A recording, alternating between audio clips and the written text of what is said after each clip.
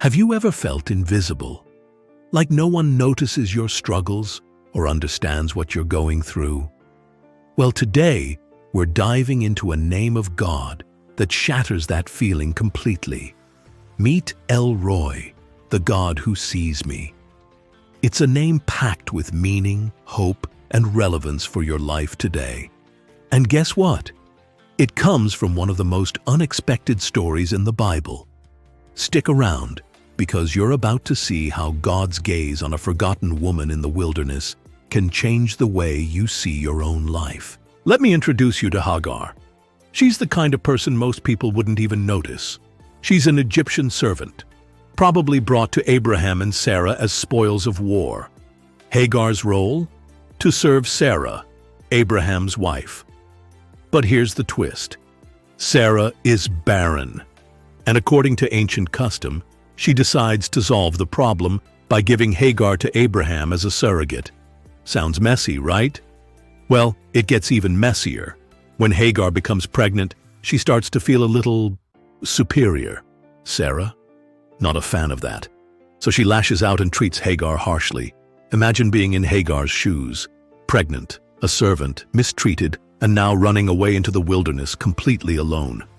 Ever feel like Hagar? Pushed aside, forgotten, running away from problems that feel too big to handle. What happens next in her story is where everything changes. In the middle of nowhere, by a spring, Hagar encounters someone. But this isn't just anyone. The Bible says it's the angel of the Lord. And spoiler alert, many believe this isn't just an angel. It's God himself appearing to Hagar. Think about that for a second. Hagar, a servant, a foreigner, a runaway, is the first person in the Bible to have a personal encounter with this figure.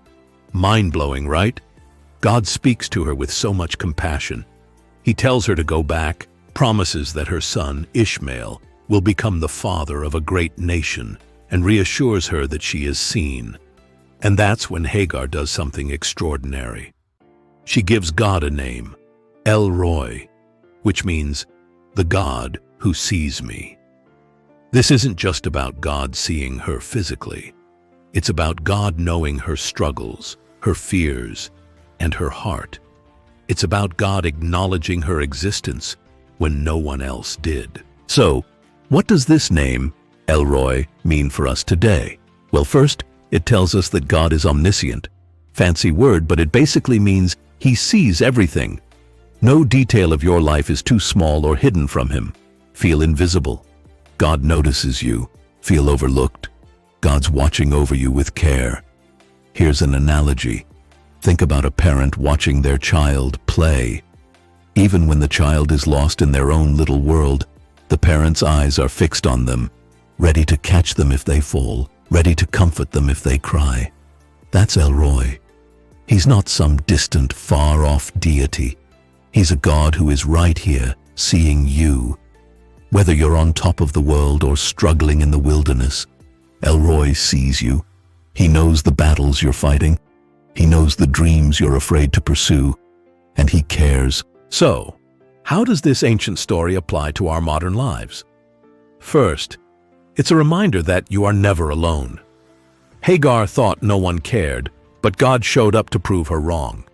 Second, it challenges us to see others the way God does. Who in your life might be feeling invisible right now? Maybe it's a coworker, a friend, or even a stranger. Let's be the kind of people who reflect El Roi, people who truly see others, because sometimes all it takes to change a life is knowing someone cares. So the next time you feel unseen, remember El Roi, the God who sees you. And if this video inspired you, don't forget to like, comment, and share it with someone who might need a reminder that they're not invisible. Subscribe for more stories that connect faith with everyday life. See you next time.